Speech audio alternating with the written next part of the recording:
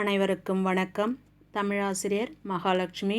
பாடம் தமிழ், வகுப்பு 9ஆம் வகுப்பு. தலைப்பு இயல் 6. இயல் 6ல் கவிதை பிழையில் ராவண காவியம். நம்ம ராவண காவியம் சென்ற வகுப்பில் ஃபஸ்ட்டு பார்ட் பார்த்தோம். இது செகண்ட் பார்ட்டு. ஆசிரியர் யாருன்னா புலவர் குழந்தை. தேதி 18/11/2020 புதன்கிழமை. பகுதி ராவண காவியத்தில் 2வது பகுதியை நம்ம பார்க்க போகிறோம். இப்போது முதல்ல ரீகேப். ஃபஸ்ட்டு சென்ற வகுப்பில் நம்ம பார்த்ததனுடைய ரீகேப்பை நம்ம பார்க்கலாம். பார்த்திங்கன்னா நினைவு கூறலில் ரீகேப்பில் ராவண காவியத்தின் ஆசிரியர் யார்? புலவர் குழந்தை. நூல்வெளி பார்த்தோம், நுழையுமுன் பார்த்தோம், குறிஞ்சி திணை பாடல்கள் 2 பார்த்தோம், முல்லை திணை பாடல்கள் 2 பார்த்தோம், பாலை திணை பாடல்கள் 2 பார்த்தோம் போன்ற தலைப்புகளில் சென்ற வகுப்பில் பார்த்தோம். பாடலை பார்க்குங்க. எல்லாருக்கிட்டையும் புக்கு இருக்குது. அதை பாடலையும் பொருளையும் படித்து பார்த்தீங்கன்னா உங்களுக்கு நல்லாவே தெரியும். அதுக்கடுத்து பார்த்தீங்கன்னா குறிஞ்சி, முல்லை, மருதம் 5 வகை நிலங்கள் நம்ம 8லே படிச்சிருக்கோம். அதில் குறிஞ்சி அப்படின்னா மலையும் மலை சார்ந்த பகுதியும் இடமும். முல்லை அப்படின்னா காடும் காடு சார்ந்த பகுதியும், காட்டில் யானை இருக்கலையே அது. அதுக்கப்புறம் பார்த்திங்கன்னா மலைனா மலை சார்ந்த பகுதி. வயலும் வயல் சார்ந்த பகுதி எது? மருதம். நில பயிர் வச்சுருக்காங்க பாருங்கள். அதுக்கடுத்தது கடல். நெய்தல்னா கடல். கடலும் கடல் சார்ந்த பகுதியும் என்னது? நீர் ஓடுது பாருங்கள், அது கடல் சார்ந்த பகுதி. பாலை அப்படின்னா மணலும் மணல் சார்ந்த பகுதியும். இப்போது மலைக்கு பக்கத்தில் காடு இருக்குது, காடுக்கு பக்கத்தில் நிலம் இருக்குது, நிலத்துக்கு பக்கத்தில் கடல் இருக்குது, கடலுக்கு பக்கத்தில் மணல் இருக்குது அப்படின்னு சொல்லிட்டு நீங்கள் பார்த்தீங்கன்னா குறிஞ்சி, முல்லை, மருதம், நெய்தல், பாலை அப்படின்னு சொல்லிட்டு உங்களுக்கு ஆர்டர் வைஸ் வரும். ஓகேவா? இது முக்கியமானது. மணலும் மணல் சார்ந்த பகுதியும் எதுன்னு சொல்லிட்டு கேட்டாங்கன்னா உங்களுக்கு என்னென்னு சொல்லணும்? பாலை அப்படின்னு சொல்லிட்டு சொல்ல தெரியணும். ஓகேவா? இப்போது இது மனப்பாட பாடல். கேர்ஃபுல்லாக கவனிங்க. மனப்பாட பாடல். ராவண காவியத்தில் மனப்பாட பாடல். கல்லிடை பிறந்த ஆறும் கரைபொரு குளனும் தோயும் முல்லையம் புறவில் தோன்று முருகுகான் யாரும் பாயும் நெல்லினை கரும்பு காக்கும் நீரினை கால்வாய் தேக்கும் மல்லலம் செருவில் காஞ்சி வஞ்சியும் மருதம் போக்கும். ஓகேவா? புரியுதா? பாடலினுடைய பொருளை பாருங்கள். பாடலுடைய பொருள் பார்த்தீங்கன்னு சொன்னால் உங்களுக்கு ஈஸியாக மனப்பாடம் ஆகும். பாருங்கள். மலையிடை பிறந்த, என்னது? மலையிடை தோன்றும் ஆறும் கரையை மோதி ததும்பும் குளத்து நீரும் முல்லை நிலத்தின் அழகிய காட்டாறும். முல்லை நிலத்தில் என்ன பண்ணுது? காட்டில் காட்டாறு பாய்ந்து வருகிறது. அது மருத நிலத்தில் என்ன பண்ணுது? பாய்ந்து ஓடுகிறது. வயலில் பாய்ந்து ஓடுகிறது. அங்கு நெற்கதிர்களை நெற்பயிர் என்ன பண்ணுது? வளைஞ்சிருக்குது. நெற்பயிரினை காக்கும் வகையில், நெற்பயிர் காக்கும் வகையில் என்ன இருக்குது? கரும்பு இருக்குதாம். வளர்ந்து நிற்கும். நெற்பயிரை காக்கின்ற அளவுக்கு கரும்பு வளர்ந்து இருக்குது. பெருகி வளர்ந்து நிற்கும். நீரினை கால்வாய் தேக்கும். நீரை கால்வாய் தேக்கி வச்சுருந்தா பக்கத்தில் இருக்கிற நிலத்தில் பயிரெலாம் என்ன ஆகும்? செழித்து வளரும். வயலை தேக்கி நிற்கும். கால்வாய் வயலில் நீரை தேக்கி வளம் பெருக்கும். இத்தகு வளம் நிறைந்த மருத நில வயலில் என்னென்னது? காஞ்சியும் வஞ்சியும் மலர்கள் பூத்து குலுங்கும். ஓகேவா? மலையிடை தோன்றும் ஆறும் கரை மோதி ததும்பும் குளத்து நீரும் முல்லை நிலத்தினுடைய அழகிய காட்டாறும் மருத நிலத்தில் பாய்ந்து ஓடும். அங்கு நெற்பயிரினை காக்கும் வகையில் கரும்பு என்ன பண்ணியிருக்குமா? கரும்பு வளர்ந்து நிற்கும். கரும்பு வளர்ந்து காக்கும். நெற்பயிரினை காக்கும் வகையில் கரும்பு வளர்ந்து நிற்கும். பெருகி வரும் நீரினை கால்வாய் என்ன பண்ணுது? வயலில் தேக்கி வளரும், பெருக்கும். இத்தகு வளம் நிறைந்த மருத நில வயலில் காஞ்சியும் வஞ்சி மலர்கள் பூத்து குலுங்கும். இப்போ மறுபடியும் பாடலை பாருங்கள். ஒன் டைமு மனப்பாட பாடல் திரும்ப கவனிங்க. கல்லிடை பிறந்த ஆறும் கரை பொரு குளனும் தோயும் முல்லை புறவில் தோன்று முருகுகான் யாரு பாயும். முருகுகான் 6 பாயின் படிக்கணும். நெல்லினை கரும்பு காக்கும் நீரினை கால்வாய் தேக்கும் மல்லல் செருவில், மல்லலம் சேர்த்து படிக்கணும். மல்லலம் செருவில் காஞ்சி வஞ்சியும் மருதம் போக்கும். ஓகேவா? மெமரி பண்ணிவிட்டு இதை வாய்ஸ் ரெக்கார்ட் பண்ணி அனுப்புங்க. அடுத்தது 8வது பாடல் மருத நில பாடலில் பாருங்கள். இன்னொன்று. மறைமலர் குளத்தில் ஆடும் மயிர்தலை சிறுவர் நீண்ட பொறுகரி குருத்து அளந்து பொம்மென கழிப்பர் ஓர்பால் குறைகழல் சிறுவர் போரில் குருவிய தெங்கின் காயை புரைதப பறித்து காஞ்சி புனைநிழல் அருந்துவாரே. பாடலுடைய பொருளை பாருங்க. தாமரை மலர்கள் பூர்த்து குலுக்கின்ற தாமரை மலர்கள்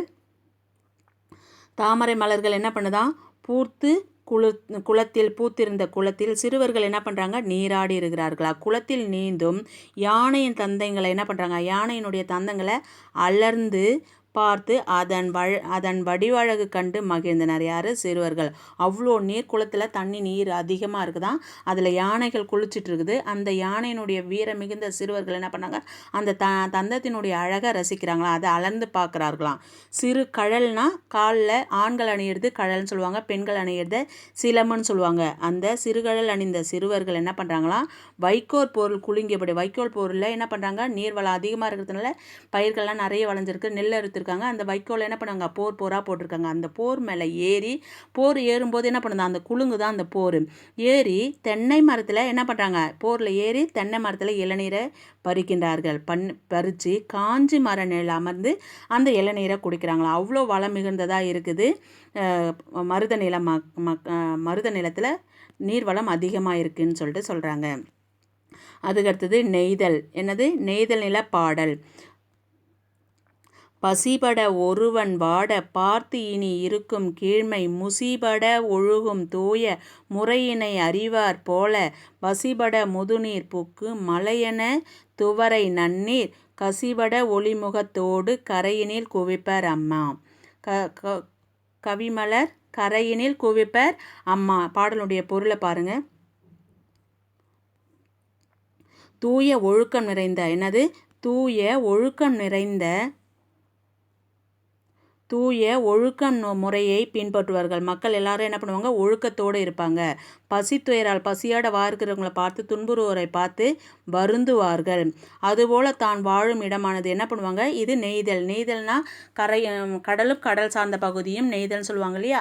அங்கே இருக்கிறவங்க என்ன பண்ணுவாங்க, மீன்பிடி தொழிலை செய்வாங்க. அவங்கள பற்றி தான் சொல்கிறாங்க. அதுக்கப்புறம் வருந்துவார்கள். அதுபோல் தான் வாழும் இடமானது, கடற்பகுதி வாழுறாங்களே, அங்கு மூழ்குமாறு நேற்று கடல் அலை வந்ததுன்னு சொன்னால் மறுநாள் என்ன பண்ணுவாங்க, கடல் வரல, அதாவது புயல் வரலன்னு சொன்னால் அவங்க பாட்டுன்னு என்ன பண்ணுவாங்க, மீன் பிடிக்க போவாங்க. மீன் பிடிக்க போயிட்டு மலையளவு என்ன பண்ணுவாங்க, பவளங்களை தன் இயல்பு தோன்றுமாறு அவங்களால முடிந்த அளவுக்கு என்ன பண்ணுவாங்க, ஒளிரும் முத்துக்களையும் நெய்தல் நிலத்தவர் என்ன பண்ணுவாங்க, கடற்கரையில் கொண்டு மலையென கொண்டு வந்து குவிப்பாக. முன்னாள் புயல் அடித்து கரையெல்லாம் வந்தது அப்படின்னு சொன்னால் மறுநாள் புயல் வரலன்னு சொல்லிட்டு அவங்க பாட்டுன்னு என்ன பண்ணுவாங்க, அவங்க வேலைக்கு போயிட்டு முத்துக்களையும் பவளங்களையும் மீன்களையும் என்ன பண்ணுவாங்க, கொண்டு வந்து மலை போல் சேர்த்து அவங்களுடைய வேலையை ஆரம்பிப்பாங்க. அவ்வளோ செல்வ செழிப்பு முடியது நெய்தல் நில மக்கள். அதுக்கடுத்தது பாருங்கள். வருமலை அளவி காணல் மணலிடை உளவி காற்றில் சுரிகுழல் உலர்த்தும் தும்பி தொடர்மறை முகத்தர் தோற்றம் இருபெரும் விசும்பிற் செல்லும் இளமதிர் தீர் மதியம் தன்னை கருமுகில் தொடர்ந்து செல்லும் காட்சி போல தோன்றுமாதோ அப்படின்னு சொல்கிறாங்க. இதில் பாடலுடைய சொல்லும் பொருளும் பாருங்கள்.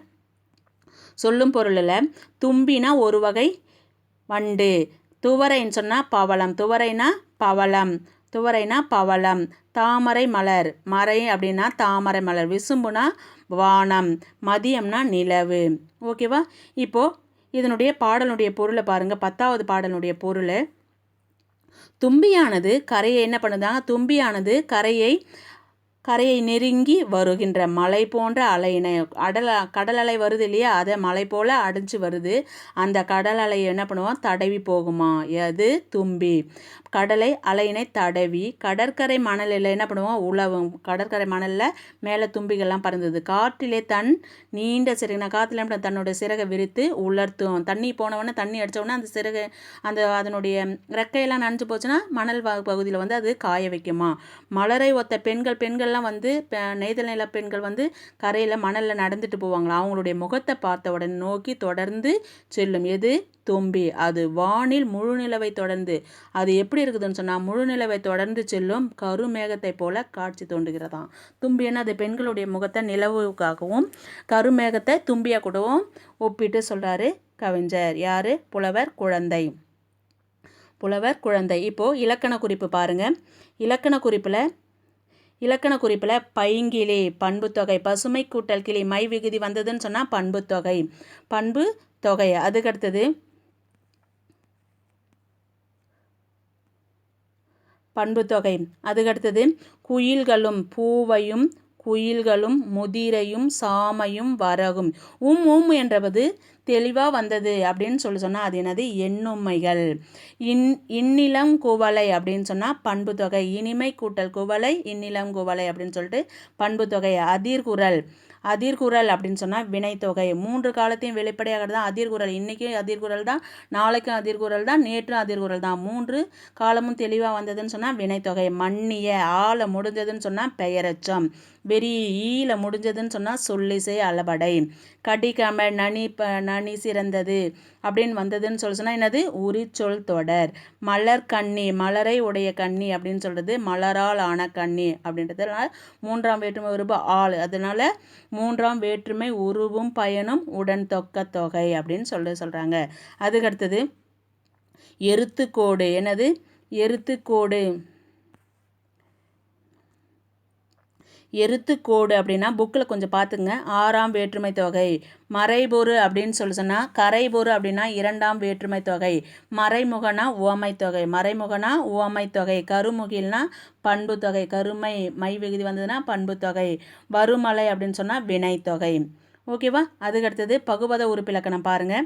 பகுபத உறுப்பிலக்கணத்தில் பருகிய எப்படி பிரிக்கலாம் அப்படின்னு சொன்னால் பருகு கூட்டல் இன் கூட்டல் ஈ கூட்டல் பருகு என்பது பகுதி. இன் என்பது இறந்த கால இடைநிலை. இட்டு இன்னு வந்ததுன்னு சொன்னால் இறந்த கால இடைநிலை. இதில் இன்னு கெட்டது விகாரம். ஈ வந்து என்னது? இத்தின்னு. அதுக்கப்புறம் ஈ வந்து உடம்படுமை. ஈயும் உடம்படுமைன்னு நம்ம பார்த்துருக்கோம். அதுக்கப்புறம் பெயரச்ச விகுதி. பூக்கும் என்பது பூ கூட்டல் இக்கு கூட்டல் பூ என்பது பகுதி. இக்கு சந்தி. இக்கு எதிர்கால இடைநிலை. இப்பு இக்கு இவ்வும் வந்து எதிர்கால இடைநிலை. என்பது வினைமுற்று விகுதி. ஓகேவா? இப்போது பகுபத உறுப்பிலக்கணமும் இலக்கண குறிப்பும் பார்த்துக்குமா. அதில் கம்பல்சரி என்ன பண்ணுவோம்? ஒரு கொஸ்டின் வந்துகிட்டே இருக்கும். அதுக்கப்புறம் தெரிந்து தெளிவோம்ல பாருங்கள். தெரிந்து தெளிவோம்ல